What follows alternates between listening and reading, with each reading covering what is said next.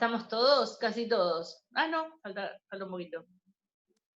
Pero esta parte es digamos, el preámbulo de algo que nosotros deseamos que hagan ustedes en el ejercicio en el laboratorio. Eh, yo se los cuento y ojalá lo podamos hacer trabajando con un espectrofotómetro. Lo que decía para terminar esta pequeña explicación introductoria a cómo se hacen las determinaciones de fósforo, de nitrógeno, pero extensivo también a la clorofila, es que yo tengo mi muestra que contiene una cantidad que proviene de mi ambiente natural, del elemento que quiero determinar, y que entonces, a través de un prisma y un selector, yo elijo la longitud de onda a la cual ilumino mi muestra, y siendo que esa longitud de onda es particularmente absorbida por la molécula que yo quiero analizar, el detector del otro lado me permite hacer un cociente entre lo transmitido y lo absorbido. Y de acuerdo a esa absorbancia, yo puedo inferir la concentración del elemento en la muestra original. Maravilloso el laboratorio. Nos vamos del laboratorio. Y volvemos para cerrar o para ir cerrando esta conversación sobre los nutrientes con esto que decíamos. A veces las circunstancias, especialmente relacionadas con clima, temperatura, precipitaciones y lo que determina el clima en cuanto a cobertura vegetal, definen si el ambiente, mi lago, mi laguna, está más bien limitado por fósforo o más bien limitado por nitrógeno. Estas diferencias se deben a la forma de llegada de fósforo o de nitrógeno al cuerpo de agua. En tanto el nitrógeno llega de manera disuelta, todo lo que tenga que ver con mayor cantidad de agua lavando el suelo va a fortalecer la llegada, es metafórico, ¿no es cierto? Creo que ustedes me entienden, a fortalecer la llegada de nitrógeno por sobre la de fósforo. Por otro lado, si yo estoy en un ambiente en donde se dan lluvias torrenciales y la vegetación no es continua, sino que hay grandes parches de suelo descubierto, entonces ahí va a dominar un arrastre erosivo de partículas y allí proporcionalmente la cantidad de fósforo va a estar satisfecha, pero lo que va a faltar es la llegada masiva de nitrógeno y por lo tanto en esas circunstancias puede ser el nitrógeno el elemento limitante. A ver si me estoy olvidando de algo. Me parece que no. Finalmente, entonces, las diferencias que corresponden a el funcionamiento de los lagos profundos y los lagos poco profundos respecto de los nutrientes. Acá tenemos un perfil de lago profundo y entonces vemos lo que fue el núcleo de las explicaciones en general. Tengo llegada desde la cuenca de drenaje, eventualmente tengo también salidas del elemento, tengo un reciclado interno en el epilimnion. ¿Y qué es lo que ocurre? En la medida en que tengo formación de nitrógeno gaseoso, ya sea N2 o también NH3, y me estoy acordando que no dije algo que es importante del nitrógeno que lo voy a decir ahora, hay salida de nitrógeno como denitrificación hacia la atmósfera. Lo que ocurre con el fósforo es que asociado este elemento menos móvil a la materia orgánica o a las partículas de arcilla, a donde sale del sistema es hacia los sedimentos. Y en los sedimentos entonces puede pasar toda la temporada de estratificación. Los nutrientes que están en el epilimnion a la salida de la primavera, es decir, a la salida de la primavera tengo una concentración de nutrientes que por efecto de la mezcla se hizo homogénea arriba y abajo, pero en cuanto hay estratificación, los productores que están aquí arriba en la zona fótica tienden a agotar los nutrientes justamente del epilimnion. En tanto, el hipolimnion como no está, si no estuviera iluminado, digo mejor, empieza a recibir toda la precipitación de materia orgánica que se va a descomponer acá en el fondo. Entonces, una pérdida de nutrientes en el EPI y una ganancia de nutrientes en el fondo. Y esto se queda así. En tanto el lago está estratificado, esa inmovilización que impone la estratificación térmica hace que el epilimnion no pierda, sino se trasloquen los nutrientes, dejan de estar solubles y pasan a estar en la biomasa, por lo cual se agotan para continuar con la absorción. En tanto, en profundidad se carga de nutrientes porque está activa la descomposición de esa materia orgánica, pero se acumulan en el fondo porque de ahí nadie los mueve y tampoco nadie los absorbe. En cuanto a la estratificación térmica del verano se rompe, se da el fenómeno de mezcla completa y esos nutrientes pasan nuevamente a estar presentes de manera homogénea en toda la columna de agua. Esa situación es la que sirve como punto de arranque de la temporada de crecimiento siguiente. Este ciclo lo vamos a retomar la clase que viene cuando veamos el ciclo anual de crecimiento de los productores. Así es como funciona entonces el lago profundo. ¿Qué pasa en cambio en el lago poco profundo?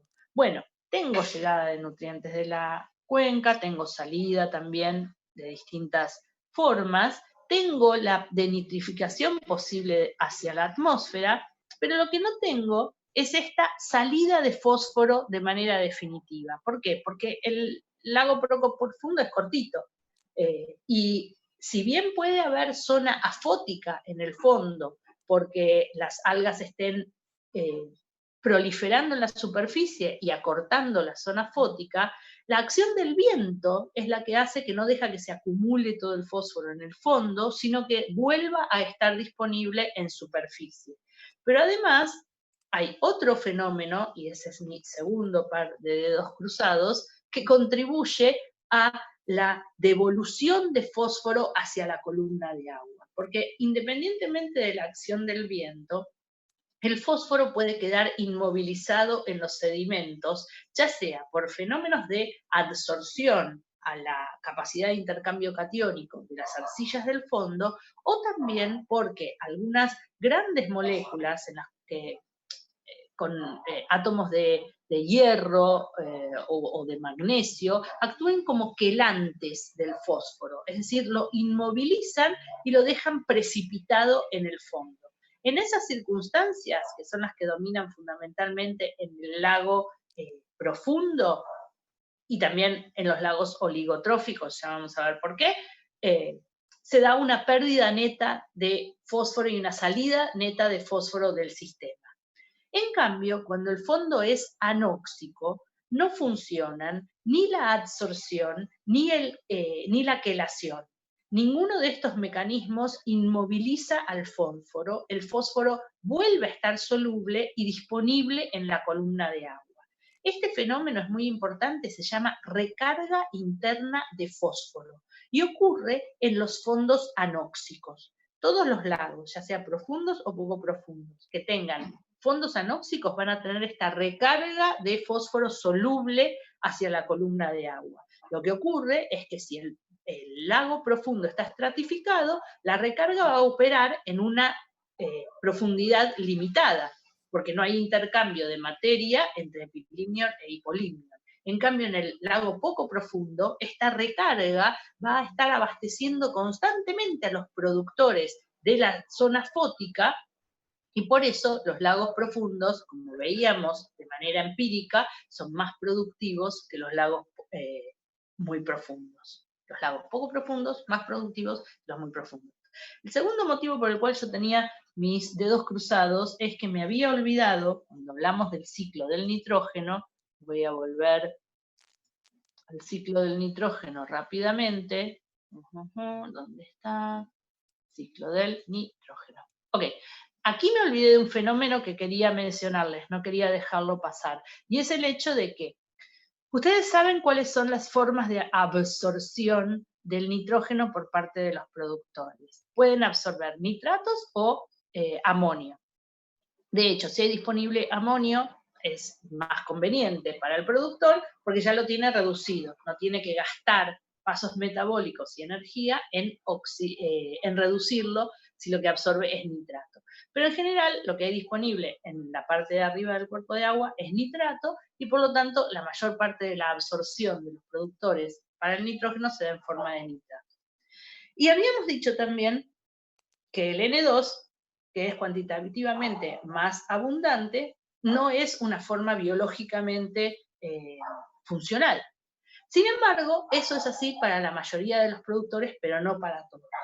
¿Recuerdan ustedes cuando estudiaron el ciclo del nitrógeno terrestre que hay unos organismos que son capaces de aprovechar el N2 porque pueden partir su molécula y reducirla?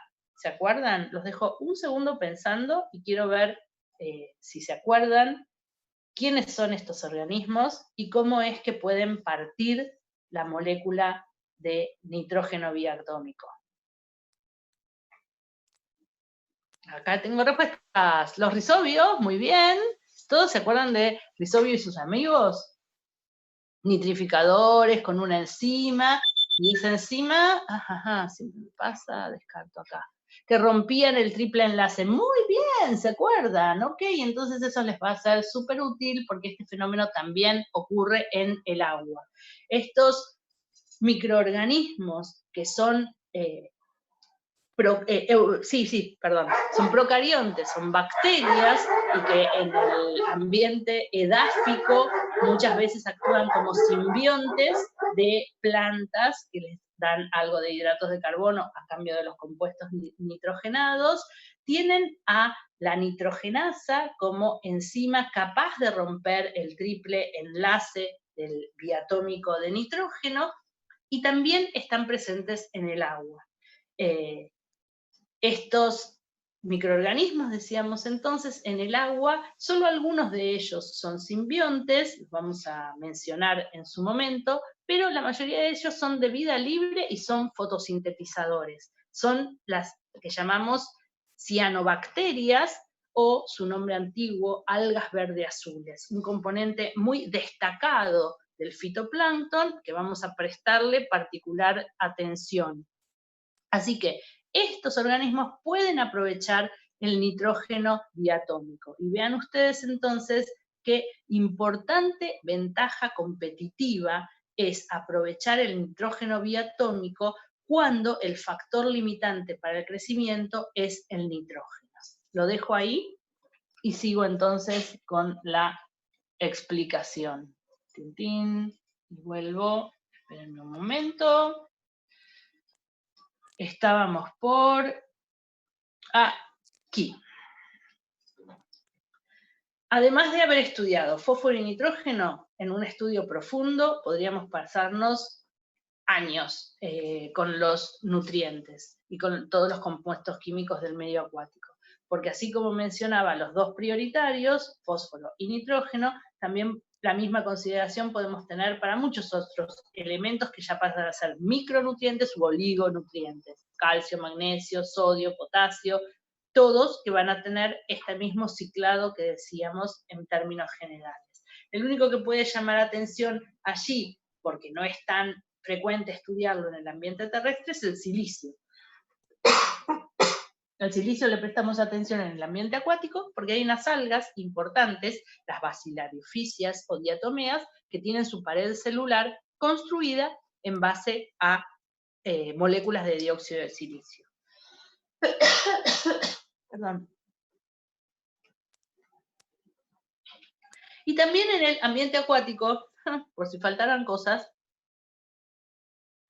hay un montón de compuestos orgánicos. Es decir, moléculas de origen orgánico que nadan en el medio acuático y que en algunos ambientes pueden ser particularmente importantes. En este pool de compuestos orgánicos podemos mencionar compuestos refractarios, es decir, que en los procesos de descomposición de la materia orgánica, aquellas partes que son muy difíciles de romper para las bacterias y que por lo tanto duran mucho, mucho tiempo antes de que se terminen de descomponer.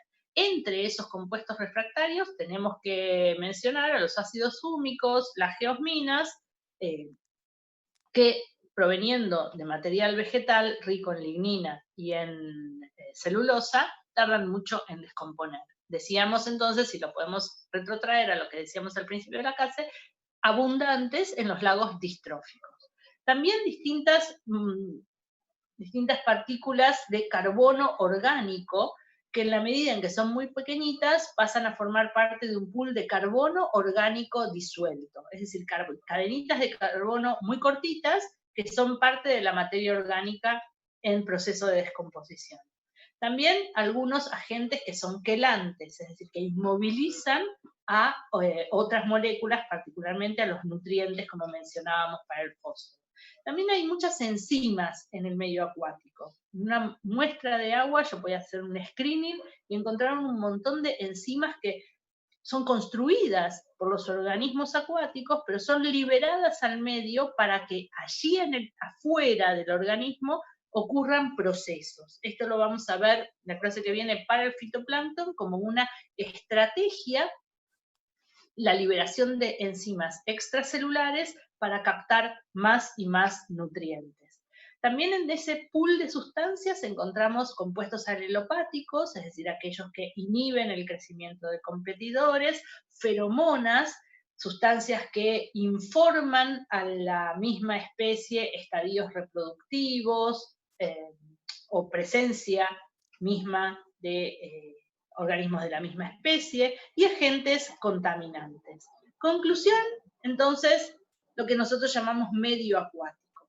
Fíjense que hemos construido al medio acuático como algo muy diferente de una masa de agua, cargada de sustancias, estratificada o digamos organizada en cuanto a un montón de variables, la temperatura, la dotación de luz, cada una de las sustancias químicas tiene naturalmente, cuando digo naturalmente me digo lógicamente, una zona de mayor, una zona de menor, y así entonces hemos ido construyendo al medio acuático.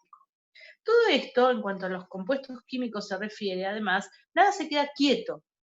Si yo saco una foto química en un ambiente acuático, es un momento efímero, todo está cambiando, porque las sustancias precipitan, porque la erosión trae nuevos aportes, porque existe disolución desde las rocas o mismo desde los sedimentos, porque hay salida de gases en condiciones de anoxia, porque tenemos fenómenos de consumo y de liberación por parte de la biota, y todo eso afecta tanto ahora como los procesos que han ocurrido antes.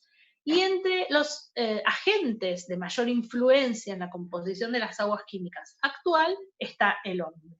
De todo lo que nosotros podemos estudiar acerca de la influencia del hombre sobre las aguas naturales, en ecología acuática al fenómeno que le prestamos atención es a la eutrofización. Los fenómenos de contaminación ustedes los estudian en otras asignaturas, y la eutrofización está muy, muy relacionada con lo que tiene que ver con procesos biológicos, justamente porque atañe a los nutrientes, y los nutrientes son los que pueden disparar la producción biológica. Entonces, nosotros tratamos de entender la eutrofización como un fenómeno de aceleración. Hemos visto que la llegada de nutrientes es un proceso natural. Y de hecho, desde que nace un cuerpo de agua, cualquiera sea el evento geológico o erosivo que le dé origen a su cubeta, desde el momento en que empieza a cargar agua, empieza a recibir nutrientes. Y si los primeros litros de agua eran agua de lluvia, la llegada de nutrientes lo va a hacer transitar desde 0 nutrientes hasta una cantidad de nutrientes que estará en equilibrio armónico con su cuenca de drenaje. Será su cuenca de drenaje la que le aporte más nutrientes y lo transforme en un ambiente eutrófico, o la que le aporte menos nutrientes y lo transforme en un ambiente oligotrófico. Pero el proceso de enriquecimiento en nutrientes es largo y se extiende a lo largo de toda la vida del lago. lo que hace el hombre es hiperacelerar el fenómeno de llegada de nutrientes y por eso dispara a la eutrofización. Ya sea a partir del aporte de lo que llamamos fuentes puntuales, es decir, descargas asociadas a una llegada organizada de un efluente, por ejemplo, a partir de un núcleo urbano o de una descarga industrial, o a partir de lo que se llaman fuentes difusas, es decir, escorrentía desorganizada que después de haber lavado un suelo trae un plus de nutrientes, que es lo que ocurre cuando la escorrentía lava los excedentes de fertilizantes de campos agrícolas y ese excedente de fertilizante termina enriqueciendo de nutrientes un lago o una laguna. Este fenómeno de eutrofización, entonces, al cargar del factor limitante, dispara la producción biológica. Y ya estamos viendo entonces cómo esta producción biológica en condiciones de hiperproducción tiene un montón de características que terminan en la última de las conclusiones de esta lista, en la pérdida de espacio para la recreación. Nosotros ahora, por lo que sabemos del funcionamiento de los ecosistemas acuáticos, enseguida nos damos cuenta cómo la eutrofización conduce a aguas de mayor turbidez, ¿cierto? Porque más nutrientes, más algas, las algas son partículas que interceptan luz, por lo tanto aumenta la turbidez en superficie, y eso se observa entonces como aguas más turbias. Pero además de eso, y a medida que pasen las clases vamos a ir entendiendo por qué la eutrofización desata blooms de cianofisias, estas algas que mencioné recién como fijadoras de nitrógeno y que son indeseables por las consecuencias que trae su dominio. Además está relacionada con la desaparición de especies pesqueras. Y esto ya lo puedo estar entendiendo a través de la desoxigenación del hipolímero. Se mueren las plantas periféricas, esta muerte de plantas periféricas tiene como consecuencia la erosión de las orillas, hay una disminución de la diversidad. Todo esto el usuario lo aprecia como cosas negativas. La población entonces empieza por preocuparse y después de la preocupación viene la protesta, el reclamo de la restauración de los cuerpos dañados, que a veces se puede hacer, a veces se puede solucionar el problema, pero la mayoría de las veces el problema es difícil de solucionar y se buscan estrategias de mitigación. Un cuerpo de agua eutrofizado pierde estas características de apreciación que podemos estar viendo ahora. Deja de ser un sitio integrado en el paisaje, deja de ser un sitio bello, armónico, en donde el hombre encuentra una instancia de recreación y pasa a ser un cuerpo de agua desagradable, algo que no es apreciado, ya sea por los acúmulos de algas en superficie, por la muerte de plantas, de macrófitas, por la mortandad masiva de peces. Todo eso causa rechazo y una imposibilidad de uso de ese sistema. Muy bien, con esto hemos terminado toda la parte referida, estoy esperando la hora. Mientras, ay, no veo nada.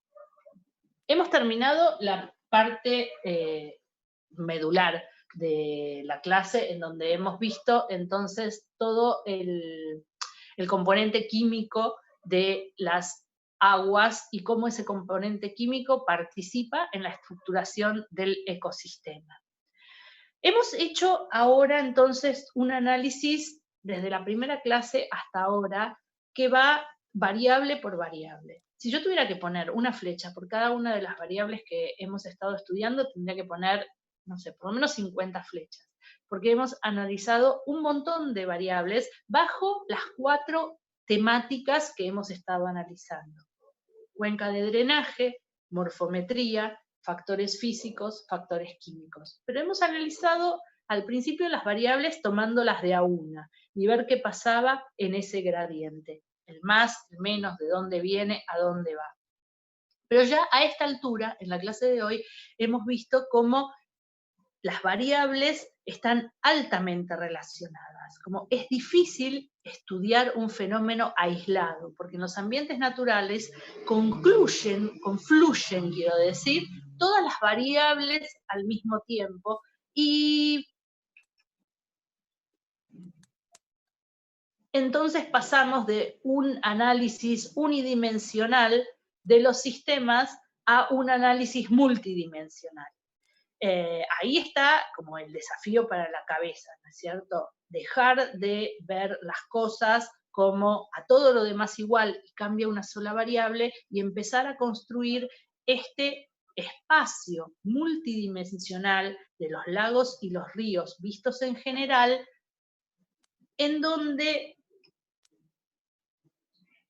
nuestras unidades de observación, que son nuestros puntitos celestes representando lagos, ríos, embalses, no están distribuidas al azar uniformemente en este espacio multidimensional, sino que las variables tienden a darse de manera conjunta.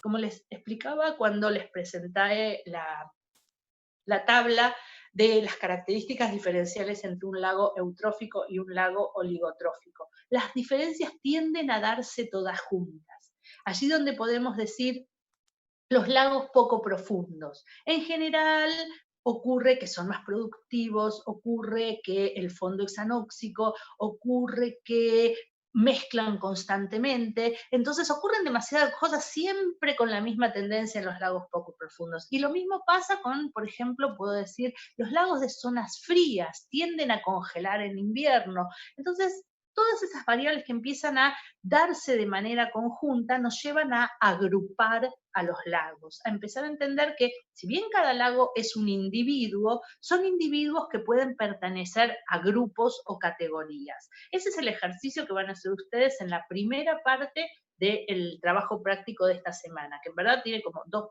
trabajos prácticos. El primero de ellos aborda esta especie de asociación entre variables.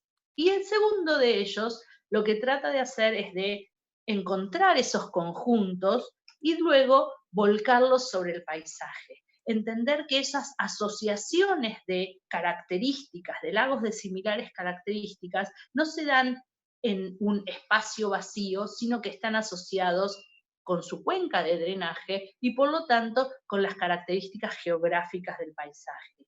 ¿Cómo lo vamos a hacer en ese trabajo práctico que van a desarrollar ustedes? Bueno, tomando a nuestro país, a la Argentina, como referencia, viendo cómo los lagos y los embalses y las lagunas de nuestro país responden a esta diferenciación espacial que crea lagos similares. Bueno, muy bien. Con esto entonces yo termino la clase de hoy y a medida que si quieren hacer llegar preguntas, yo me quedo en el chat para contestarles.